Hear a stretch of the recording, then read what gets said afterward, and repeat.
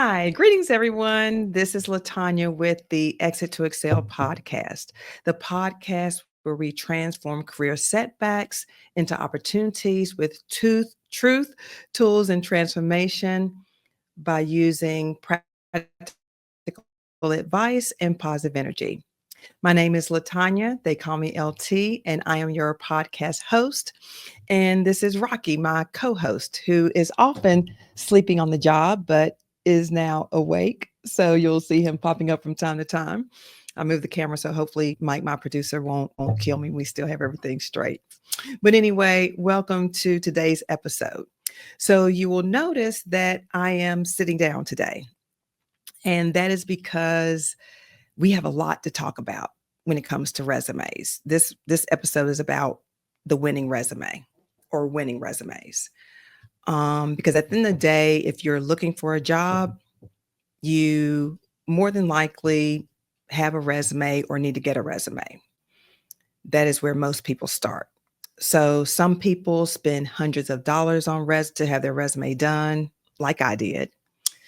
And others, you may have not even needed to have a resume. So this may be your first time creating one in the past 15, 20 years, and you don't know where to start. And then there are a lot of us who are using the same generic resume, applying for every single job. No, no, no. So this is the reality, right? Your resume only gets 30 seconds, if even that, to prove that you belong in the game, to prove that you deserve a phone call to do that initial interview screen. And most of you are wasting those precious seconds just reformatting your job description. Meanwhile, the people who are winning at the job search game are using their resumes as strategic weapons that prove that they deliver results. Now, look, full disclosure, right out the gate, creating winning resumes, and you're hearing me right, that's plural, winning resumes takes a lot of effort. In addition to having to customize every resume, yes, you heard that right, customizing every resume for every job that you apply for, you're having to optimize it for the applicant tracking systems while maintaining readability. And then you have to create a compelling document that proves your value versus just listing your activities. So it's a lot, but this is the deal. Top performers and those who are getting interviews manage their resumes differently because they recognize that the job search game has changed. And if you don't change your strategy and approach it in the manner that it needs to be approached in, today's landscape, then you're going to continue to just send out generic resume after generic resume, spraying and praying, as we say, and not getting any results. So this episode is about not leaving our amateur equipment behind and building winning resumes fit for competition. So if you've been following me, I've talked about how the job search is a game, right? And we are approaching it the way that an elite athlete would approach their game. We're going to develop a strategy and approach that gets results instead of sending out the same generic resume for every opportunity and hoping for the best. We're going to create winning resumes that prove your value, show why you're top tier material, and get you that interview. So with that, welcome to the podcast. Welcome to the series, Play to Win, bringing your A game to the job search. So if this is your first time joining me, then let me tell you a little bit about my background. As a lot of you know, I've been an HR business partner in the corporate world for almost 25 years. And I've done a myriad of things, including screening resumes and interviewing candidates. So back in the day, before we had the ATS systems and AI, I was the one who was going into the system, quickly scanning resumes and pulling out the ones that I wanted to present to the hiring manager to see if we needed to do a further screen to potentially bring them in for an interview. I have been on hiring committees. I have participated in the candidate selection process, and I've been the one who decides, hey, these are people we're going to interview, and these are ones we're just going to place in a file somewhere. On the flip side of that, I've also been laid off 4 times. So I've been in the position that a lot of you guys have been in. And I've had the privilege of, having, being able to work with outplacement companies and having a job coach to help me navigate through this. And again, I've done this like 4 times. So I've gotten so much information over the years that I've decided that I'm going to take all the information that I have, this 360 view, one on the corporate side and the organizations that are doing the hiring, and two, being a displaced employee and having to get all of my tools and strategy in place and putting this all together and sharing it with you. So, my hope for every podcast that I do is that you will, learn something that you didn't know before, or be motivated to do something you weren't doing before. That is my hope and my prayer for every podcast that I do, and really any discussion that I do, any coaching that I do. So for today, I would say that if you don't take anything else from this conversation today about winning resumes, is that your resume is not about you. It is about what you can do for them. Okay. I'm going to say that again. Your resume is not about you. It is about what you can do for them. So in addition to that takeaway, I want people to come away with a different mindset in terms of how they need to approach their resume. And hopefully you'll be able to understand and come to that as we go through the discussion. So I thank you for being here with me, and I'm looking forward to sharing information with you. But before we move any further, I want to say thank you to everyone who reached out to me and commented on my social media about the brag book and the brag stories that we talked about in last week's episode. That's where we talked about strategic bragging and finally owning your accomplishments. Thank you for sharing those with me, and some of your brag stories and how you've used them is very helpful. Keep those coming. And so, as with every podcast episode, I like to pull out a couple of questions that came up that are, pretty much relative to today's discussion. And so I'm going to go through those now. So I have Sarah ask, LT, I built my brag book, like you said, but I'm not sure how to get those stories onto my resume without being too long. So Sarah, that's exactly what we're talking about today.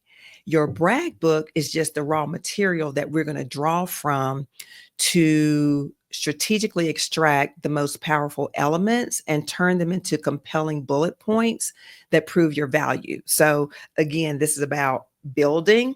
So now that you have that, we're going to start using that information to build your winning resumes. So thank you for that question.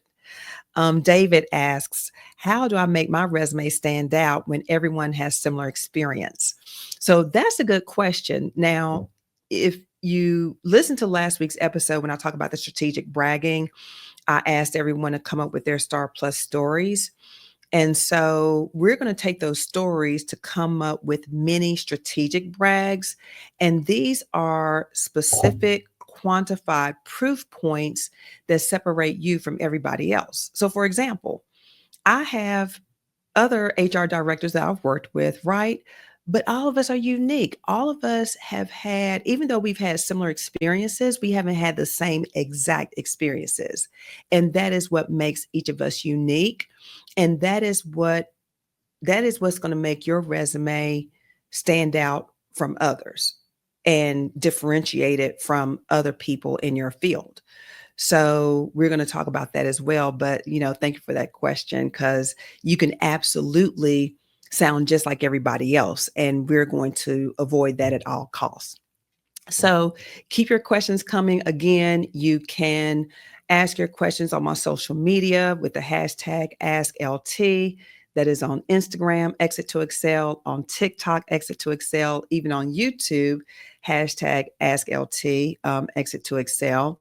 So keep them coming. Sometimes I'll answer your questions there. If it's anything of sensitive nature, feel free to send me a DM. But I do go and I do answer all the questions because I definitely enjoy hearing what's on your mind and sharing whatever information I have if it's helpful. So let's get started with today's episode about winning resumes. All right. Let me show you the difference between, I'm going to call them an amateur and a winner. This is the person who has the winning resumes. And I'm going to kind of walk you through what I see and what recruiters see and what the big difference is. So, an amateur resume way of thinking is I need to list everything that I've done so they know that I'm qualified. Now, I've seen this a lot, even with people that I've worked with. They're like, LaTanya, but how can I fit? I have, 10, 15 years of experience, and it's hard for me to get everything on 2 pages. Everything doesn't need to go on your resume. Again, we're talking about strategic bragging, selecting only the most pertinent things that are relative to that job that demonstrates you are the one that they need to hire. So some of the stuff that you did maybe 15 years ago isn't even relative. The certificate that you got in, I don't know, basket weaving, nobody cares. So we're going to leave it off.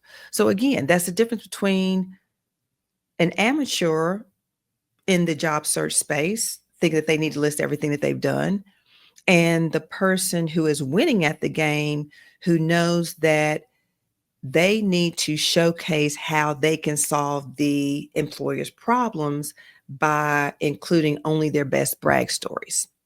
So again, if you haven't listened to last week's episode about the strategic bragging, you'll want to go and check that out because that's what we're talking about. Your resume is going to be full of these strategic brags, but in condensed, powerful forms. So here's what amateur resumes look like, right? So here's a couple of bullet points. Responsible for managing social media accounts, posted content regularly, responded to comments and messages, worked with team members on campaigns. That is very amateurish. And again, a person probably took their job description and copy and pasted those same bullet points off their job description on their resume. But this is what a winning resume looks like. And notice how this comes straight from our Star Plus brag stories that we talked about last week. Drove 340% follower growth and 7.8% engagement rate versus the 2.1 industry average, generating 150 monthly demo requests and contributing 1.2 million in pipeline through strategic content campaigns and community management. Look at how powerful that is, right? And again, you see it's peppered with numbers and metrics. Same person, same work, but the difference is that one person listed their job duties and the other person strategically bragged with proof. Okay. So again, that is what we're talking about, is how we can take those and turn them into these strategic brags. Now, these are the 3 fatal amateur mistakes that I see time and time again. Number 1, I've already talked about, is the job description syndrome. This is where a person will just take their job description, copy and paste the bullets onto their resume under each role, okay, instead of using their brag book accomplishments. So managing a team of 5, handling customer inquiries, assisting with projects, that doesn't tell me anything about what you accomplished, how you made a difference in that role, okay? Amateur mistake number 2, humble bullet points. Now, this person is so worried about sounding arrogant that they often undersell their impact.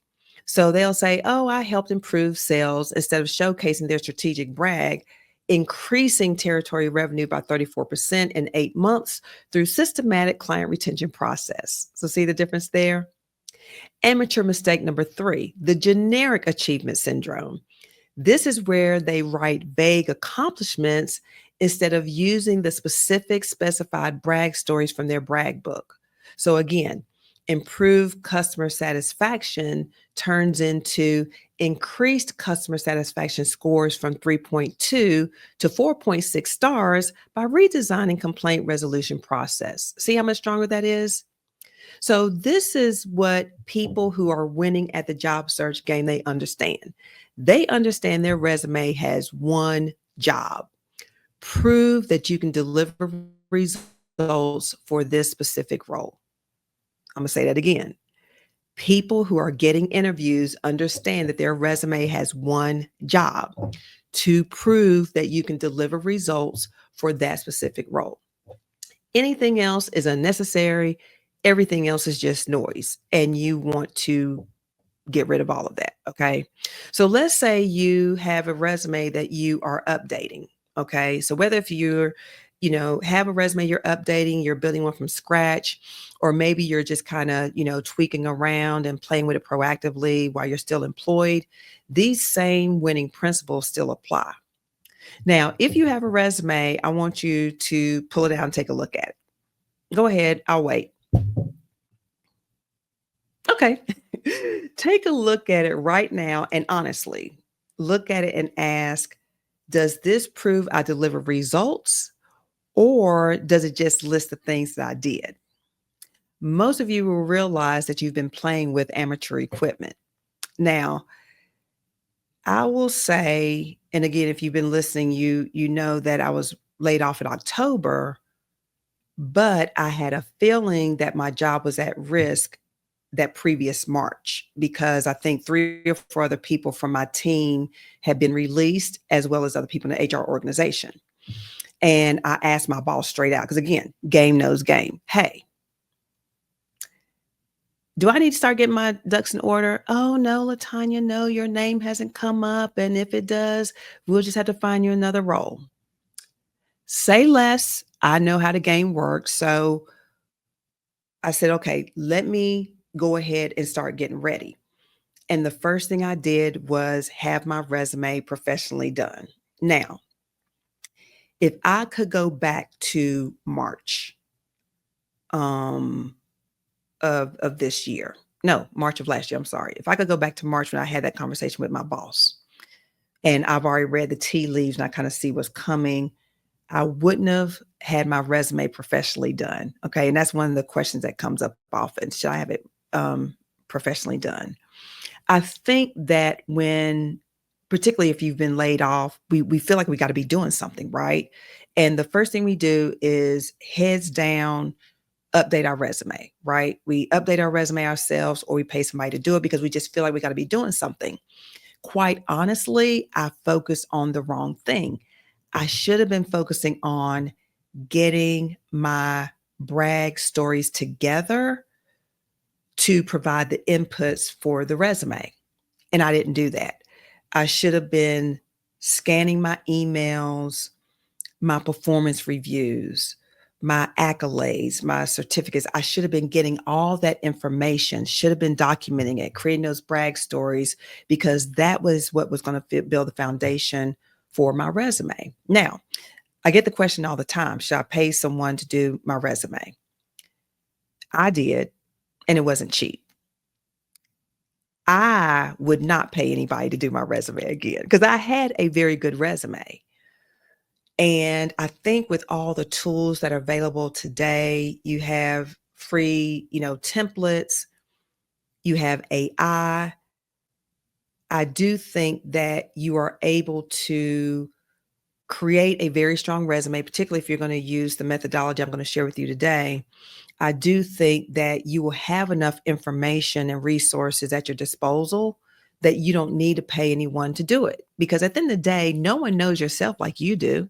So as long as you have all the information, you can do it. And I'm going to show you that, you don't need to get caught up in formatting and that kind of thing. Now, your bullets are very important, but the formatting needs to be kept very simple. But for the most part, to answer people's question, personally, I would not pay anybody to do my resume, and I wouldn't do it again. So let me share with you the 4 components of a winning resume that is likely to get you results. Okay. So component one is the clean professional header. This is basically your contact information, your name and, contact information, simple and accessible.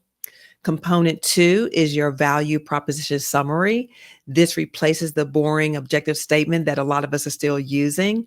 Your value proposition summary is your elevator pitch that proves you can solve problems. Component three, your trophy case section. These are your quantified accomplishments from your brag book, strategically selected for this specific opportunity that you're applying for.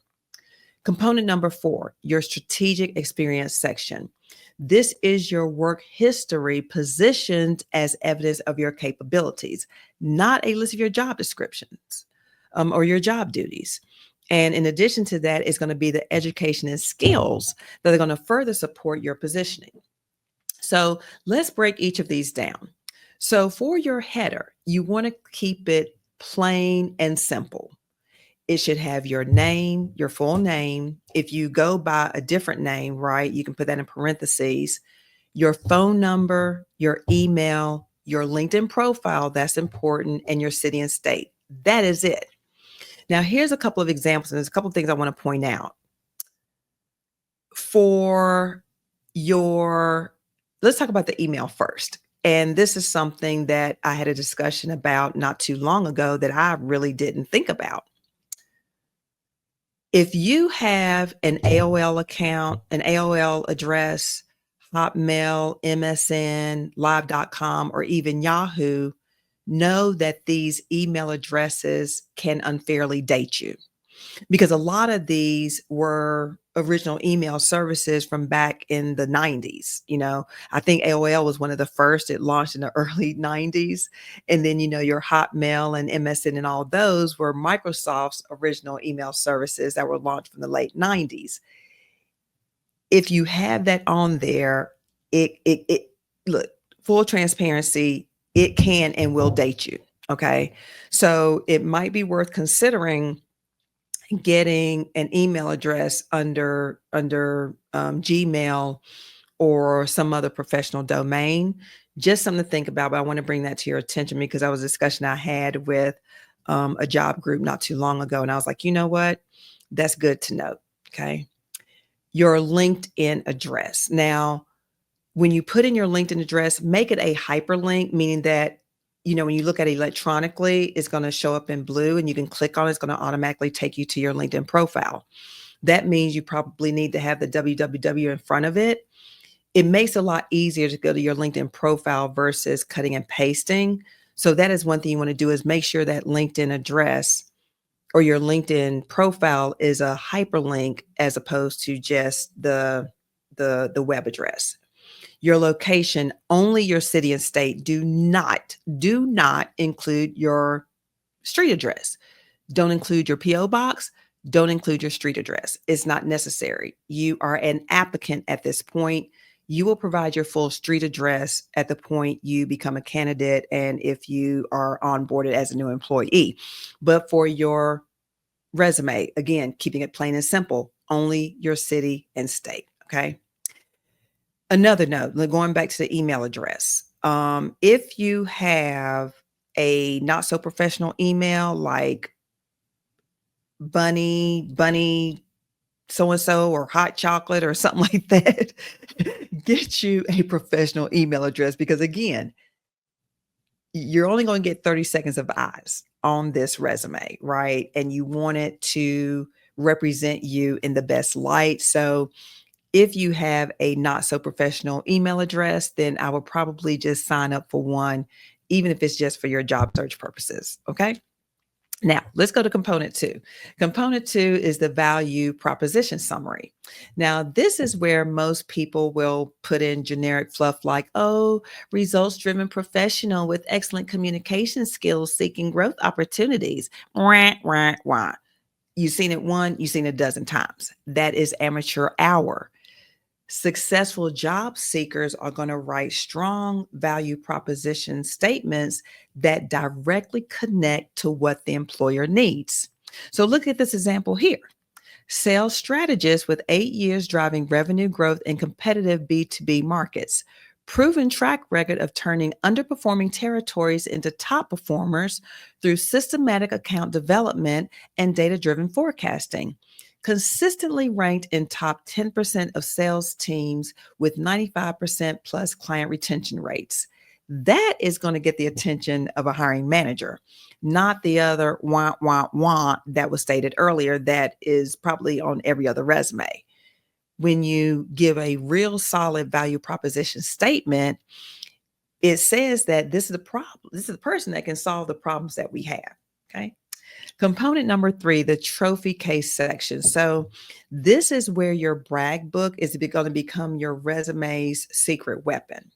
So if you'll recall, we talked about the greatest hits accomplishments. These are the things that you're, most proud of, and how you organize those in your brag book.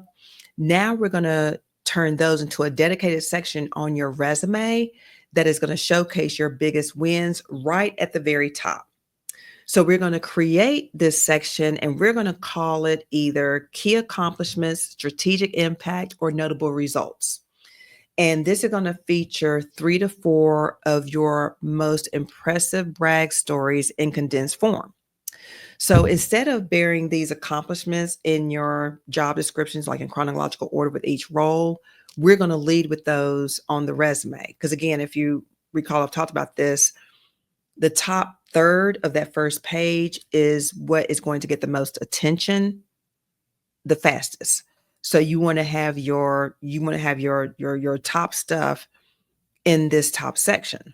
This section should yell out to the recruiter or the hiring manager, oh, this is the person that we need to have here to help us solve our problems. So let's talk about how to transform the Star Plus stories that we talked about last week, how you created those, and how we're going to turn those into powerful trophy case bullets. Now, here is an example of a full brag story from a brag book. I inherited a customer service team with 2.8 star reviews and 40% annual turnover. I redesigned our response process. I implemented proactive outreach and created a training program.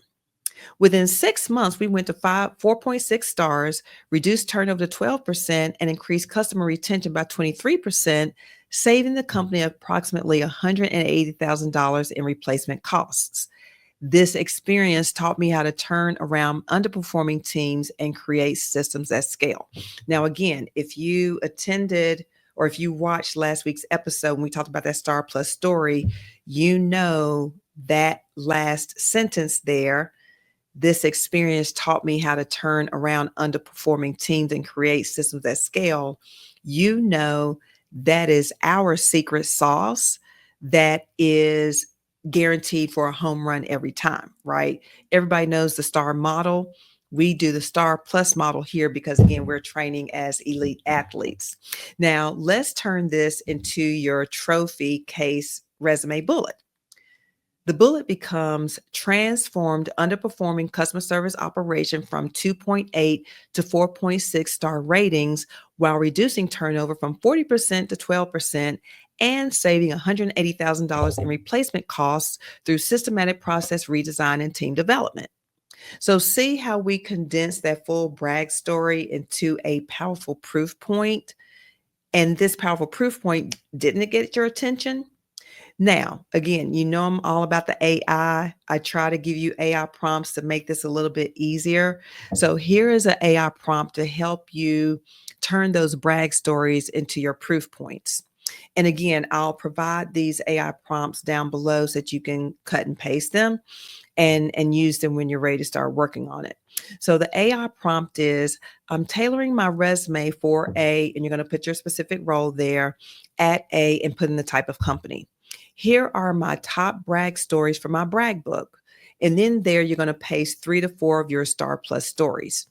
Help me, 1, select the most relevant accomplishments for the specific role.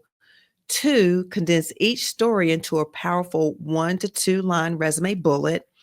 3, ensure they include specific metrics and business impact. 4, position them to address likely pain points for this role. 5, maintain the strategic bragging energy in condensed form.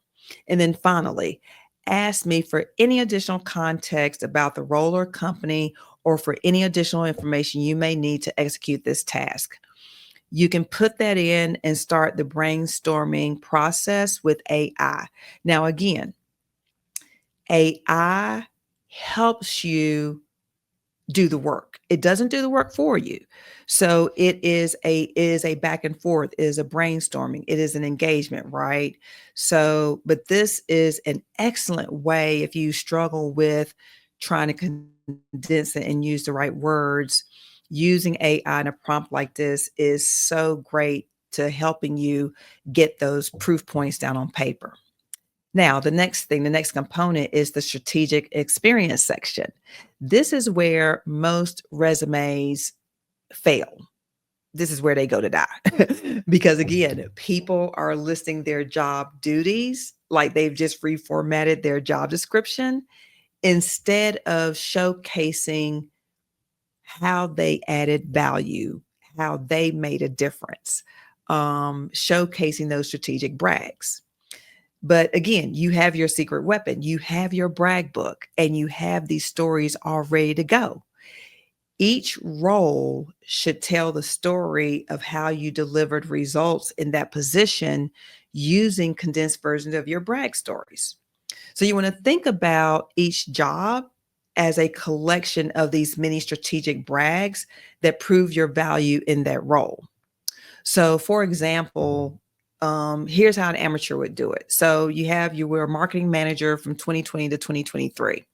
You manage social media accounts. We created content for campaigns. We analyzed performance metrics. We collaborated with sales teams. That's not going to get anybody's attention.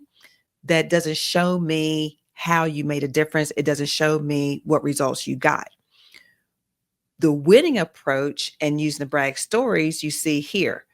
You are a marketing manager at a growth stage SaaS company from 20 to 2023, and you built an integrated marketing engine that drove 300% lead growth and 2.8 million in new pipeline. You did this by launching a content strategy generating 2,400 monthly qualified leads, 150% above target. You did it by optimizing conversion funnels, improving lead to customer rate from 12% to 24%. And you also did it by collaborating with sales to reduce the average deal cycle by 35% through lead scoring system. So notice how essentially each bullet is a condensed brag story. You have the challenge, which was the missed targets. You have the action, what you did. You have the result, what you accomplished, and the impact, the business value that you brought. So it tells a story, right? It tells how you built something that drove specific business results and is backed up by the strategic brags you developed in your brag book. So that's how all of your roles should be framed on your resume. Okay. So let's talk about from a brag story to the resume bullet formula. So if you take any of your Star Plus stories from your brag book and you can condense it using this template, this pattern, and again, I'm gonna put it down below so that you have it.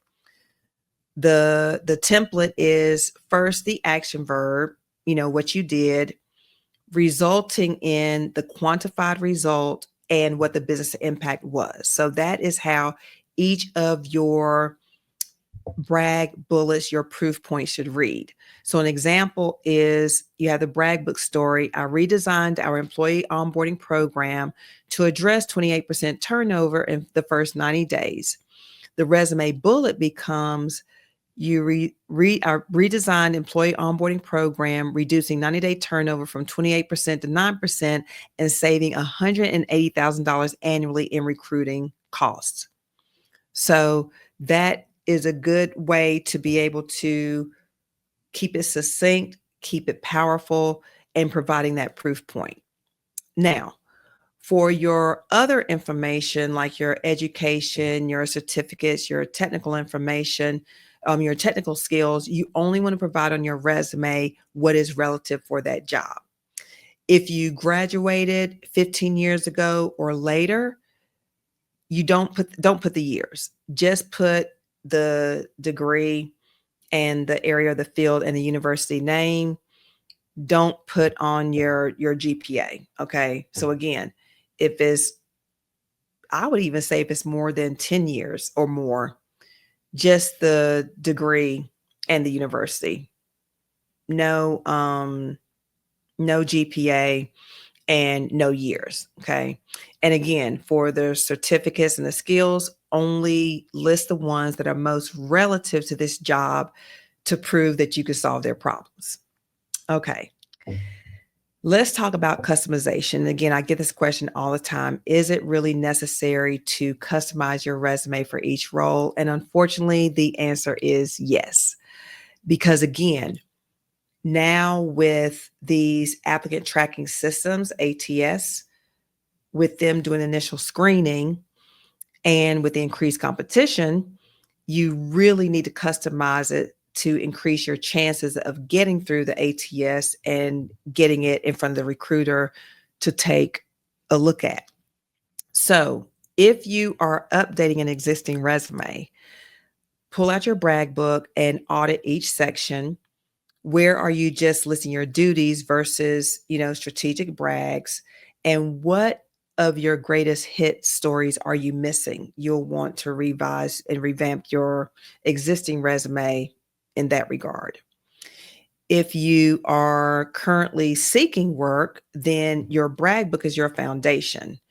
And for whatever role you're applying for, you'll want to start with that trophy case section and your greatest hits and use those to build your resume around those, proving the value that you brought in those roles and how you could also solve their problems. Now, if you are currently employed and just kind of proactively looking or kind of getting your ducks in order, go ahead and still keep collecting the data that will feed into your resume and your brag book. And you can go ahead and start creating multiple resume versions based on the types of roles that you would want to pursue, particularly if you're looking to pivot, as we say. This will give you an opportunity to kind of do that a lot more strategically while you have time and you're working to be able to better position yourself. And we'll talk about that a little bit more as well. Okay. Now, as far as length, I get this question all the time too. I would say that for professionals with 10 plus years of work history, 2 pages, max of three, max of three. If you have less than 10 years, then really you ought to be able to get everything on one page. Now that doesn't indicate your lack of experience, right? Again, we are being selective about the information that we're providing, and you only have 30 seconds at that. That's why it doesn't make sense for your resume to be 4 and 5 pages long, because you're just listing stuff that you did that they probably don't even care about. We are being strategic. We are carefully selecting the things that are going to prove that we are the person for that role. So again, 2 pages ideally. You can get away with 3 as long as if on that third page you only have like the first fourth of the page filled out, then I would probably figure out a way to do 2. I would really only leave that third page if it's at least half of that third page. Other than that, there's probably an opportunity to massage it some more to get on 2 pages. But if you feel like it's getting too forced, then go ahead and do the 3 pages. But don't try to stretch it out just to make it 3 pages to make it look like you are that experienced, because that's not what it does. Okay. All right. Let's talk about ATS optimization and keyword strategy. So we've been talking about applicant tracking systems a lot, ATS, and I'm pretty sure you have heard about them as well.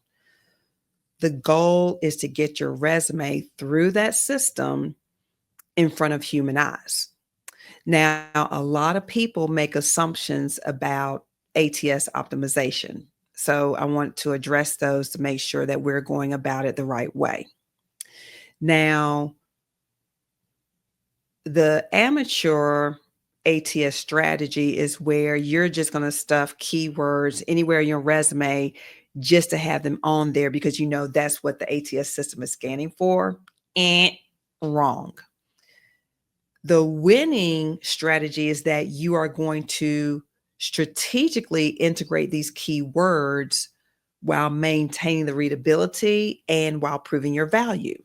The thing is, these ATS systems are smarter than you think. They're not just looking for keywords, they're also looking for the context. They're also looking for the metrics. They're also looking for quantifiable data. So if you're just randomly throwing keywords out there, it's not going to work. Remember how years ago, I hope nobody's still doing this. Remember how you used to put the keywords in white in the margins or in the header or the footer so that the system will pick it up? That don't even work anymore. So if you're still doing that, one, don't tell anybody you're doing that, but quit doing it because it doesn't work. They're looking for context. So you have to be able to figure out how to include it in your brag stories or in your value proposition statement, because other than that, it's not doing a darn thing for you. So here is how top performers and people who are winning the game and getting interviews, this is how they approach ATS optimization.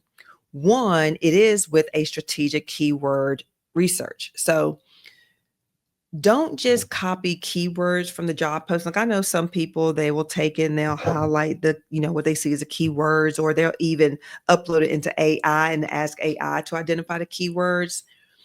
You got to take it a step further. You need to understand the language of the role and the industry. Now, I'm going to put you on game. I'm going to give you another AI prompt to do this successfully. And I'll put it down in the comments so you can cut and paste it. The prompt is, I'm applying for whatever the role is and in whatever industry it is. Here's the job posting. Help me, one, identify the most important keywords and phrases for ATS optimization. Two, suggest related terms and synonyms that show depth of knowledge.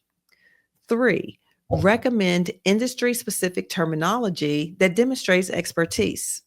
Four, provide context for how to integrate these naturally into my resume.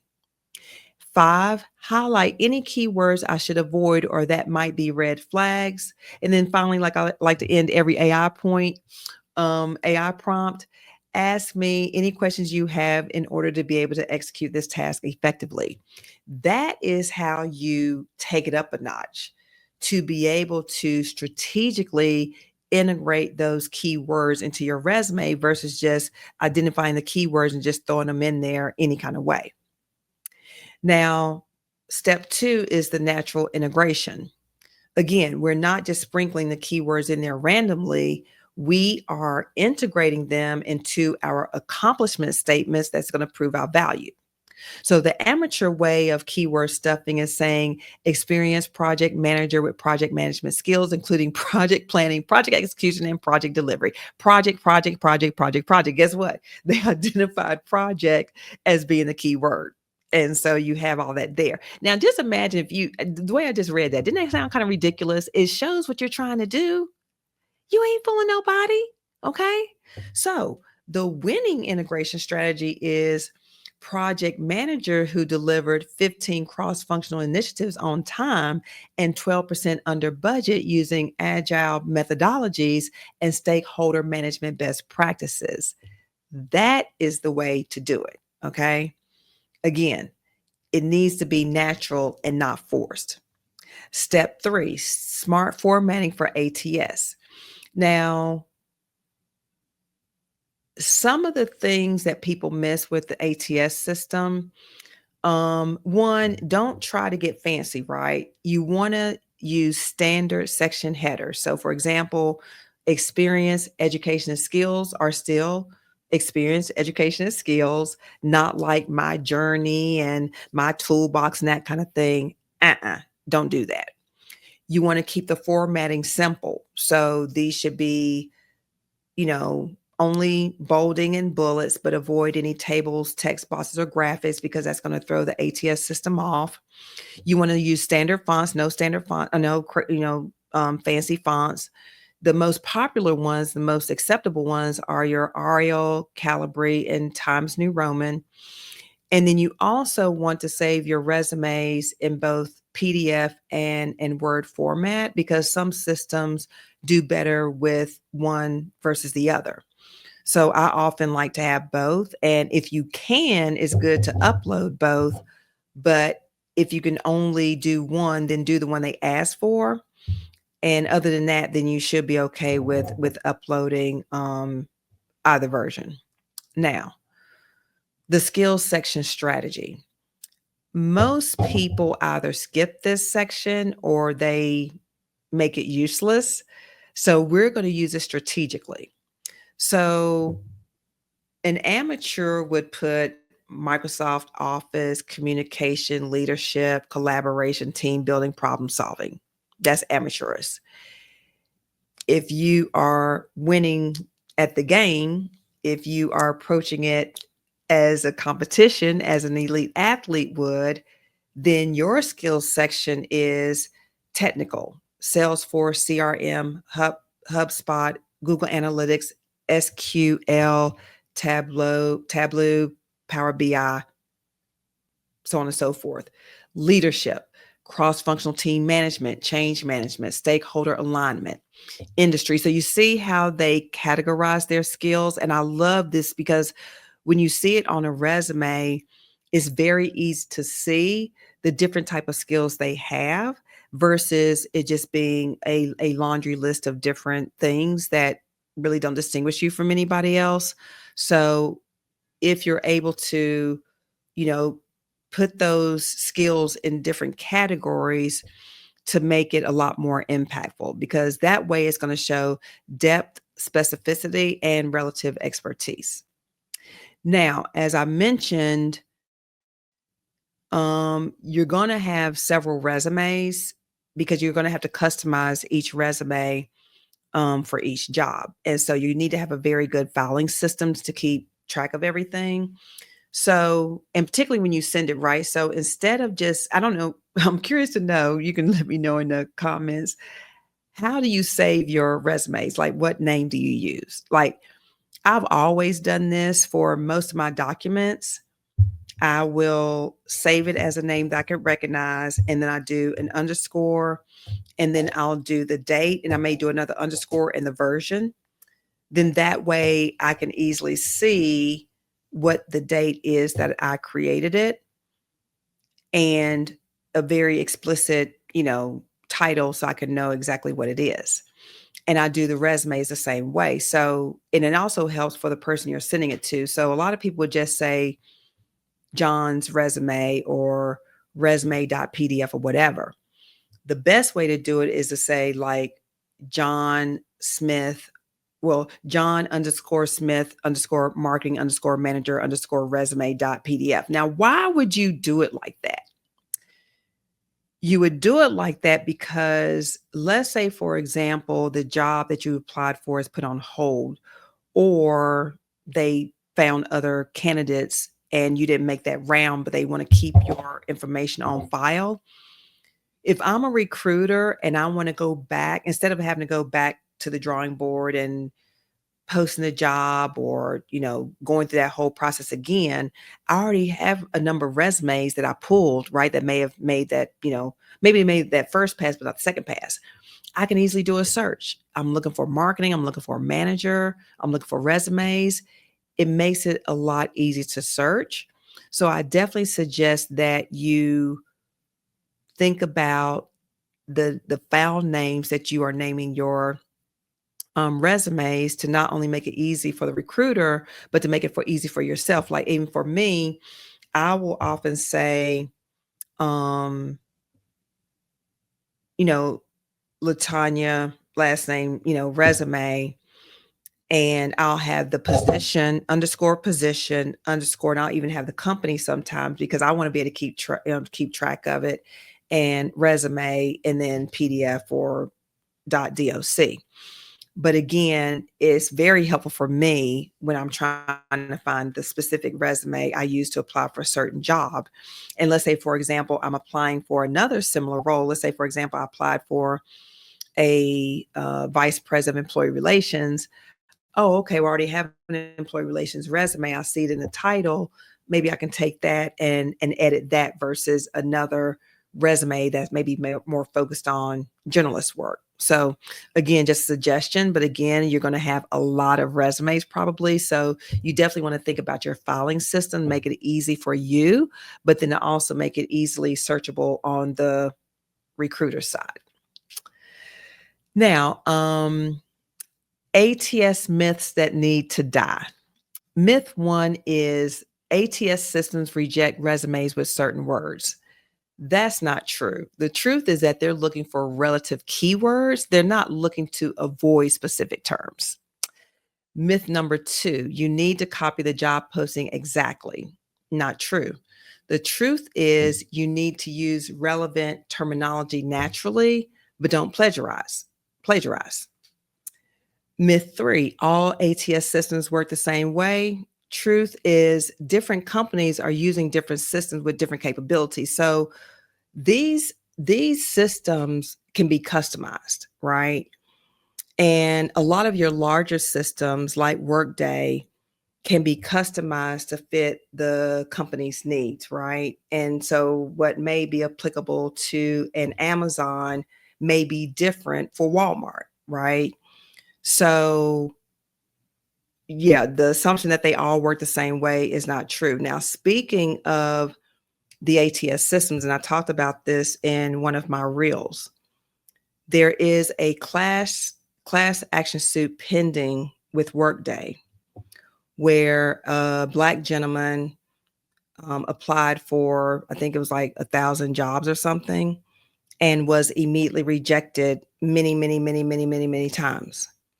And it has been found that the Workday applicant system was systematically rejecting older workers, those 40 years of age and older.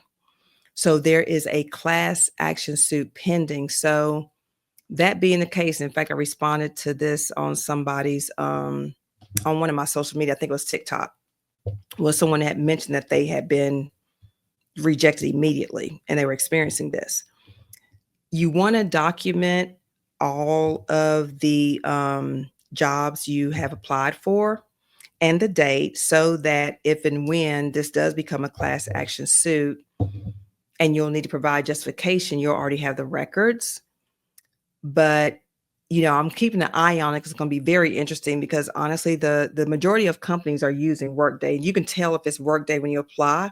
It'll have Workday in the address, or you may notice when it asks you to create an account, it'll have the name of the system. So that's how you'll know what it is. But, I get it. Recruiters have, I would never want to be a recruiter because it's so much work at times and it's a lot of pressure, and they, rightfully so, need to find tools and systems to help them do their job faster and more efficiently and more effectively. So I get the ATS systems. But, unfortunately, the technology isn't perfect all the time. And unfortunately, even more so, there's some really good talented people that haven't been able to break through the ATS systems to get in front of a recruiter or get on the phone with a recruiter to be able to have an interview to sell themselves. And that's just fact of the matter. That's why your resume is so important and why it's important to take all these steps. Okay. But at the end of the day, you want to write your resume for a human first, not for the ATS system. I've heard people doing that too. They just think about the ATS system. I got to get through the ATS system. No, you're writing it for the human first, right? And if it reads well to a hiring manager, but gets rejected by the ATS, it's useless. But if your resume passes the ATS system, but then bores the hiring manager or doesn't make an impact with the hiring manager or recruiter, then it's equally useless. So again, focus on the human first and the ATS will work itself out. Okay. All right. Let's talk about addressing gaps, changes, and competitive positioning. At the end of the day, life be lifing and things happen. So, if you have a career gap, it's nothing to be ashamed of. Don't treat it, like a scarlet letter. Life be happening. Layoffs happen. You have family situations, health issues, all kinds of stuff. And people understand that, especially in this day and time. So don't try to get slick about it or try to hide it. Just own it. Address it strategically and redirect to your value, right? If you have employment gaps due to layoffs, you can easily explain those. I remember I was laid off 3 times in a 5-year period during the last recession. That was in from 2007 to like 2007, like 2013 or something. 3 times in a 5-year period. And I remember when I was applying and interviewing for jobs after the third layoff, I was a little embarrassed because it's like, Dad, they're gonna ask me, and they do ask, like, right, why did you change jobs so many times? And I tell them, well, hey, that was during the financial crisis in 2007 and the government bank bailouts. And so, for one job, their blockbuster drug got pulled off the market. For the next job, it was a company buyout or merger. And then for the last job, it was a newly created role focused in learning and development. And with the decline of the music industry, decline of headcount, and my role was eliminated. But what it taught me was resiliency and the ability to adapt and be flexible and quickly get up to speed in any environment. I was also able to work with everything from creatives to very buttoned up banking professionals. So that experience, having worked in so many different industries and different companies in a short period of time, really gave me the ability to be resilient and adaptable and flexible. So I was able to turn it into a positive, right? So, and I'll tell anybody today, I wouldn't change that experience for the world because again, there are very few people who have that same experience. There are very few people who can say that they've worked in everything from pharmaceuticals to, um, you know, the music industry, right? And I mean, my kind of joke is I tell people, hey, I've done everything except for farming and agriculture, and I'm not even counting that out yet. So there's a way that you can really make it into a positive. Now, if you have gaps due to family issues, just say that, you put a pause in your career due to family priorities. However, during that time, you maintained your industry knowledge through, online training or, keeping in touch with peers or whatever the case may be. And so now you're ready to apply that information and contribute. So that's how you can address gaps due to family reasons.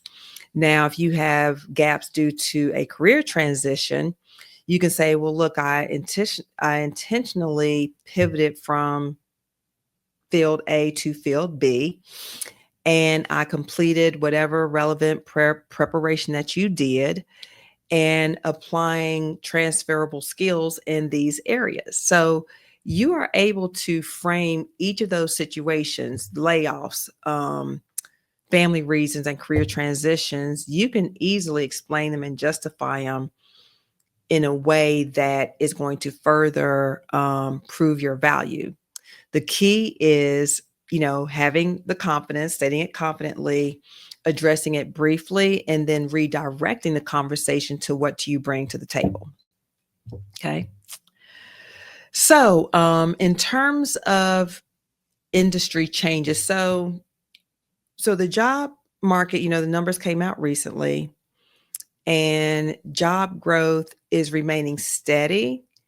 However, the private sector is slowing down a bit, particularly in tech and business services, but we're seeing a lot of growth in healthcare and government. So a lot of people, particularly if you're in tech, it may be worthwhile considering changing industries, and you can do that. So here's how people who are successful in this space do their career pivots. Step one is they lead with their transferable value instead of a marketing professional seeking to transition to project management. A better way to do it is strategic project leader with 8 years managing cross-functional campaigns, stakeholder alignment, and deadline-driven deliverables, seeking to apply systematic approach to formal project management role, right? Lead with your transferable value. Again, they don't care nothing about you seeking to transition to project management. That's your focus and your goal. What are they looking for? Lead with that. Step two, highlight relevant accomplishments. Pull your achievements from your brag book, translate those to the new industry. The skills are transferable even if the context is different.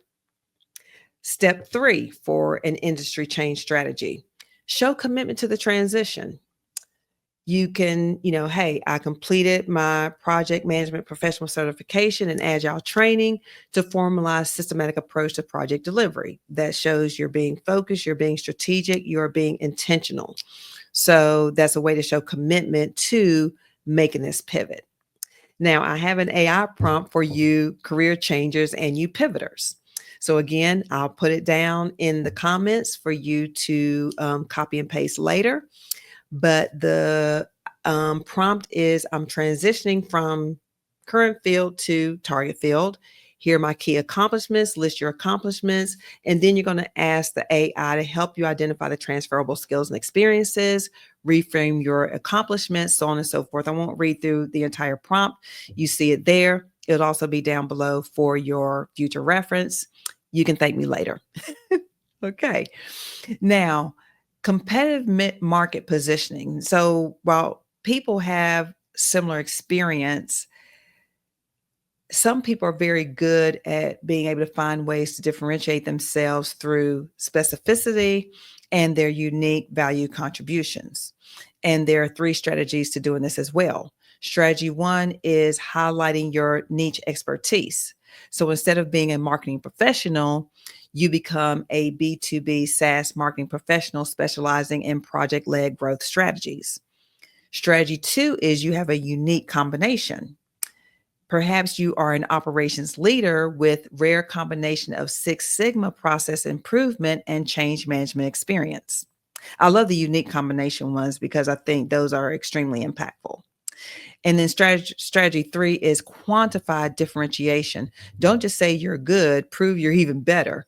Consistently rank in top 10% of sales team is more compelling than a strong track sales record. Okay. So a lot of times you can do a Google search to find out what are the skills most sought after today. And you'll find that cross-functional collaboration is one, particularly when we're working in a remote and hybrid, world. That is imperative and gold for a lot of organizations. Change management. What organization isn't going through change?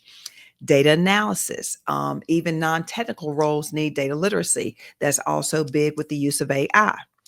Training and development. Companies are investing heavily in people development when it comes to development of soft skills and also in development of technical skills like, upskilling in the AI field.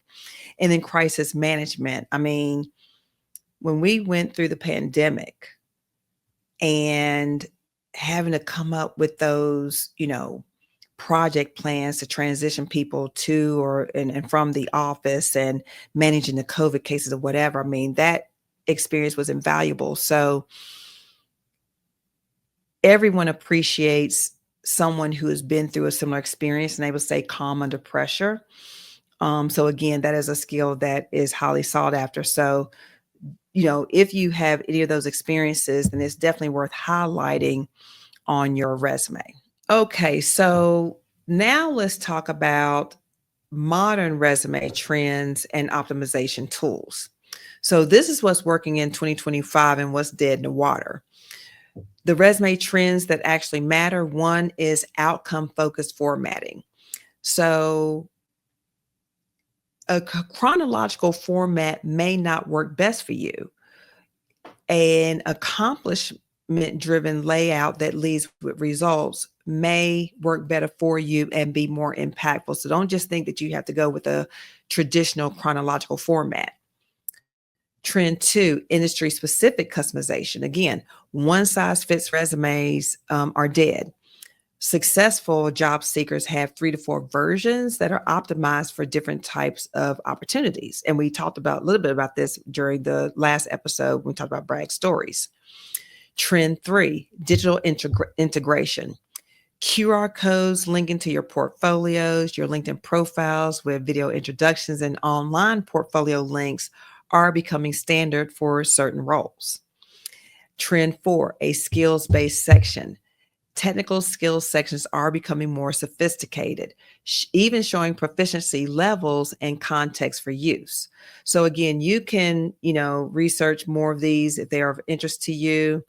But I think the main one is not automatically going with the traditional chronological format and considering or even trying out periodically the accomplishment driven layout and see how that works for you. Now, some obvious trends to avoid are, I have 4 here. One is the objective statement.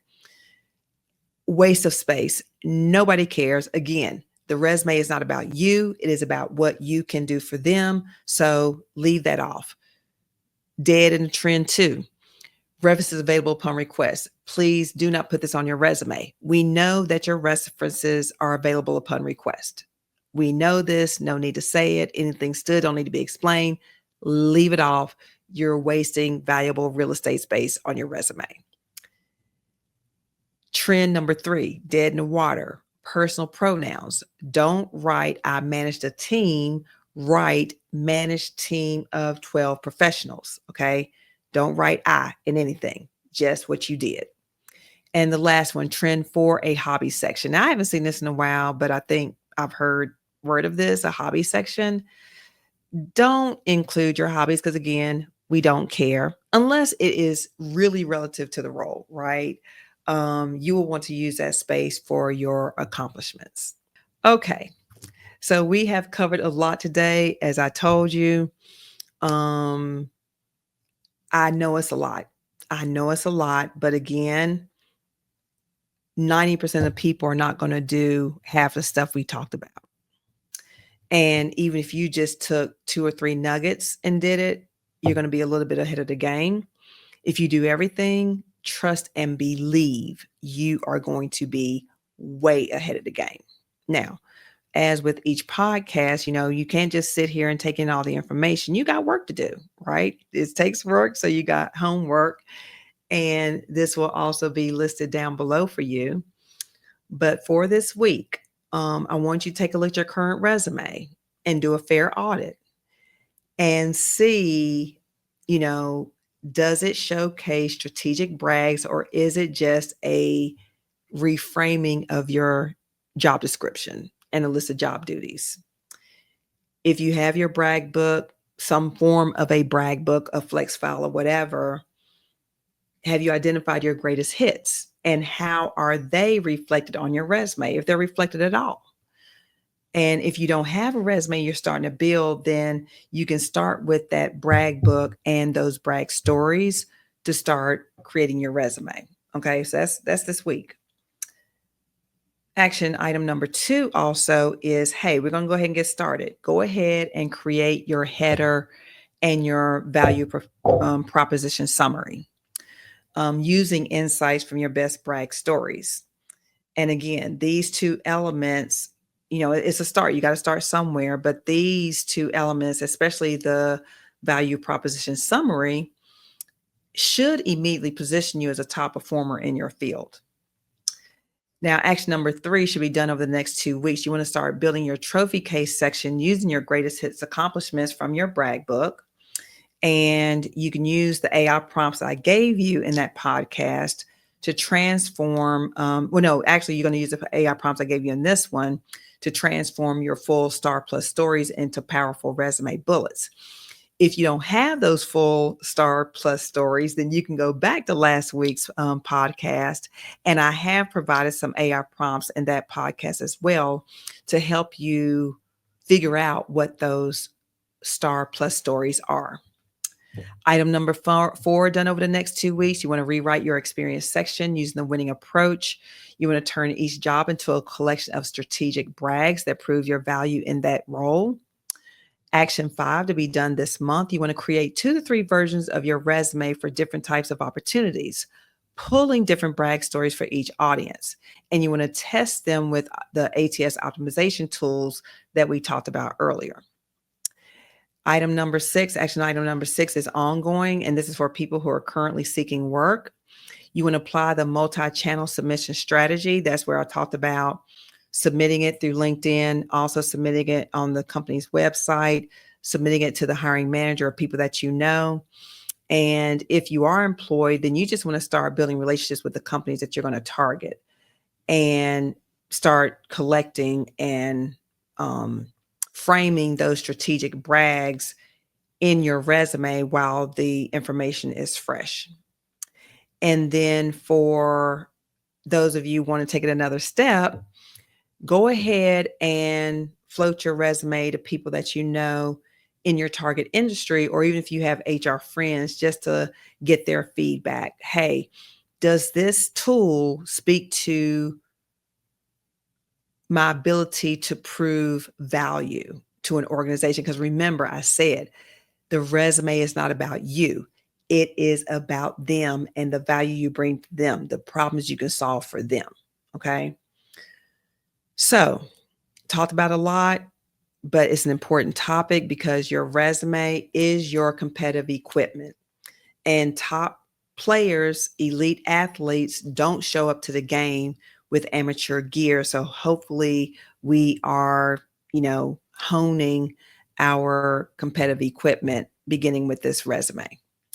So as I mentioned, next week, we're going to talk about your LinkedIn profile, because at the end of the day, even though it's changed, it's still where 87% of recruiters are going to find candidates.